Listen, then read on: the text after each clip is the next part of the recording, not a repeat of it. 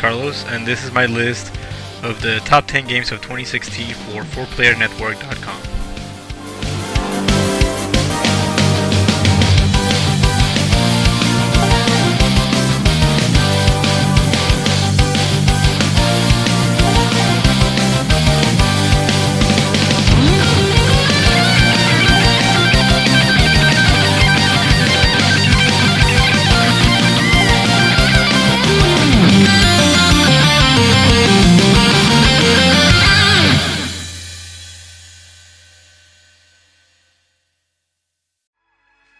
No matter what your opinion on the matter is, we can't deny that the shooting of Harambee had an important presence in the zeitgeist.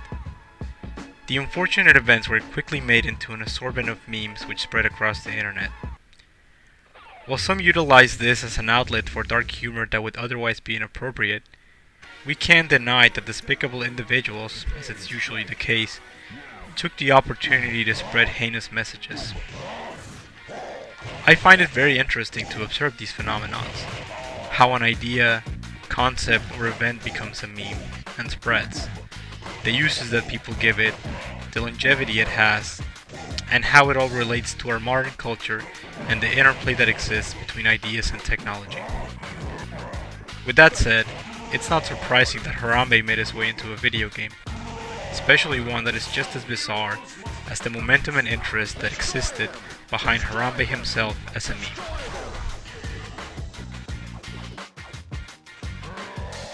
Alien Afterlife is a strange fever dream. It is the kind of thing that I picture a group of art students thinking up in a room. So how can we make this weirder? They would ask one another as they further and further distantiate themselves from those of us who might be more pragmatically minded. Surprisingly, the game ends up not feeling like something that was made weird for weird's sake. The strangeness in this experience never feels forced and always keeps surprising. The visuals, concept, story, and actions performed are reminiscent of a drug-fueled stream of consciousness writing, with a bit of William S. Burroughs cut-up technique thrown in the mix. This is, in my opinion, a game that is truly worth experiencing. And tossed into the ocean, which made a sort of aquatic I love old-school first-person shooters. Daggers appeals to the arena-style shooter fan in me. It is a simple game, with the only objective being to survive waves of enemies as long as you can. It successfully reduces the concept of the first-person shooter to a couple of its basic elements. Move, shoot, don't die. You only have one weapon and a limited unchanging space to maneuver in. However, your one weapon can be used in different ways, even for rocket jumping. The average game session for any given player will be of around a minute, and that's once you have gotten a bit of practice in. Trust me when I say that while you're playing that round, it will feel like it lasted a whole lot longer. The constant pressure to move and shoot puts you in a state in which time feels to flow slower, and the grim visuals and sound design contribute to a truly oppressing atmosphere. Your hands will be sweating once you die, because of course you will. It's pretty easy to get feedback on how to improve at the game. You can click on any other player's high score on the leaderboard to watch an instant replay. You can even view the replay from a top-down perspective. Now whether you will watch and learn, or straight up try to copy another player's skills and technique, it's up to you.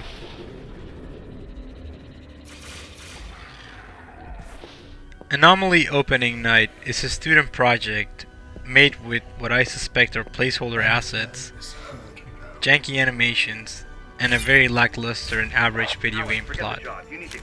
At first it seems to be nothing more than a Resident Evil 4 clone, focused on ghost hunting rather than zombie killing. But as you explore the abandoned theater, your mind will start playing tricks on you, and you will begin to question reality itself. There are some clever moments which are a bit reminiscent of Eternal Darkness, but to be honest with you, the less I say about this game the better. I will end by saying that it is a spooky experience that feels truly creative, and it is available for free, so you can find it with a Google search, and it will most definitely be worth your time.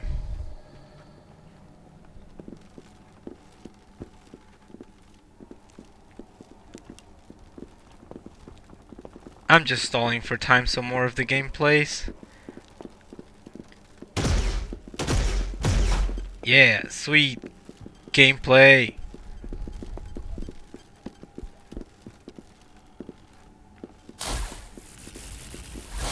Alright, that's enough. Might be going into spoiler territory or something. Shout out to Chris Davis! He makes all these great videos. I love you, Chris Davis. You can leave that in if you want, or not.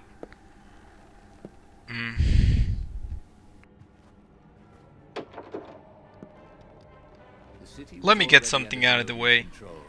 I can't remember if the name of the game is Stories Path of Destinies or Stories The Path of Destinies, but it's too late to go back and I already pressed record.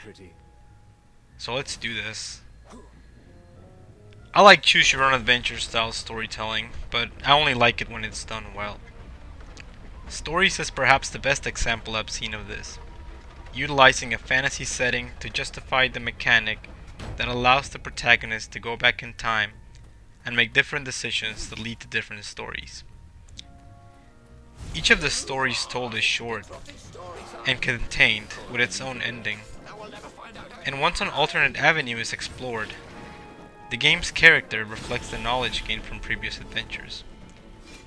So not only do I, the player, know that it is a bad idea to go to the desert, my in-game character does as well, and this is reflected in the storytelling and dialogue. I like this game enough to start recommending it to everyone, and I was glad to see some of the other guys on the site give it a shot and subsequently voice their enjoyment of it. These things could really use a hand. So now I'm utilizing the internet as a platform to recommend this game to all of you. Play this game. It's really good. Dead End Road is a short, scary roguelite in which you drive around deserted roads at nighttime, trying to assemble the required materials to perform a dark ritual. The game brought back scary memories of having to drive down an empty rural road at night, not knowing what light outside of the path lit up by the headlights. So effective is this game that driving at night after playing it became a much more intense experience. I clearly remember driving the night after I had played this game and feeling dread the whole way. Every time I checked the rearview mirror, I was scared for about a split second, not knowing if there would be something in my back seat or if I would just see the road and the passing streetlights off in the distance. I think Darkest Dungeon's greatest achievement is how it manages to use gameplay mechanics, random numbers, bad luck, and close calls to replicate the stress that plagues the mind of the characters in the mind of the player. As your warrior's psyche wears down and their stress numbers go up, so does stress in real life go up for you. An unlucky crit will make one of your party members freak out, maybe in an attempt to run away, but this is only an integer in a line of code. You, the player, might start making rash decisions after this, or you might even abandon the quest altogether. In this case, it has been the player that was driven to cowardice by the onslaught of horrors, not just the sprites on the screen. I think everyone else has given enough praise to Titanfall 2 single player, so I want to talk for a little bit about the multiplayer and the role that it's played in my game playing life this year. Titanfall 2 has managed to fill a void in my life which was left by Call of Duty and its sequels. Some of you may know that I wasn't as warm towards Titanfall 2 as the beginning, but after giving it some time, it managed to get its hooks on me. I wasn't liking it at first because of the changes that it had from its predecessor, which I very much enjoyed.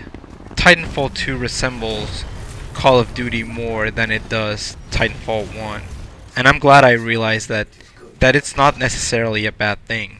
Titanfall 2 fills that niche. It's a great game, and it is what Call of Duty wanted to become, but couldn't.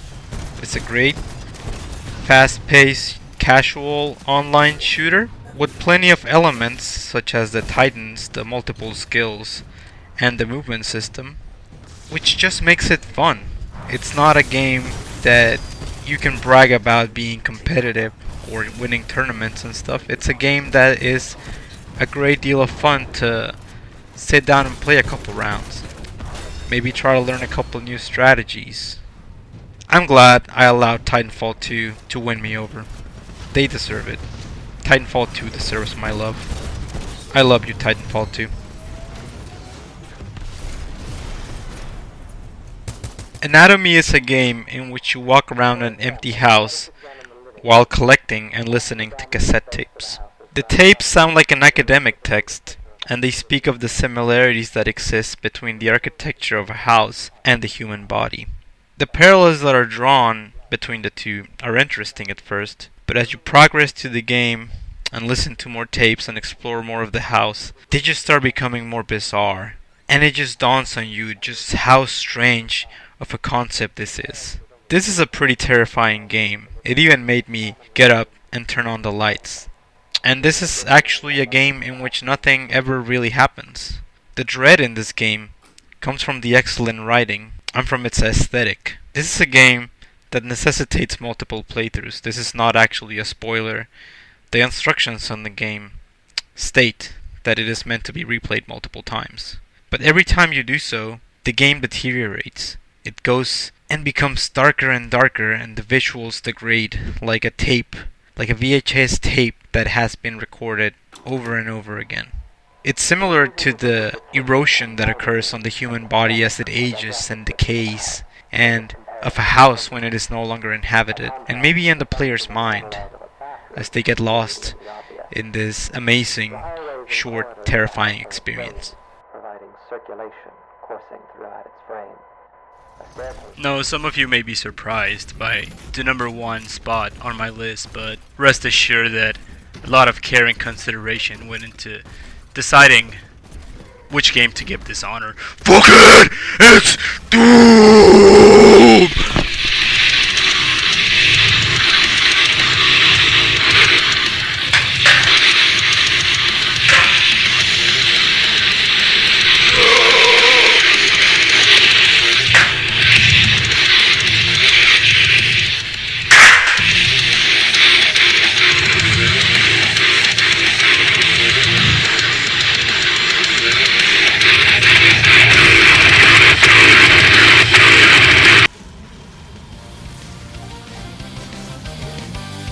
So this is my list of games. I hope you enjoyed it, and I hope you give some of these games a chance. Many of them are free, if not available for cheap, and while they might seem memey at first, they come with my sincere recommendation. I hope you have a great 2017.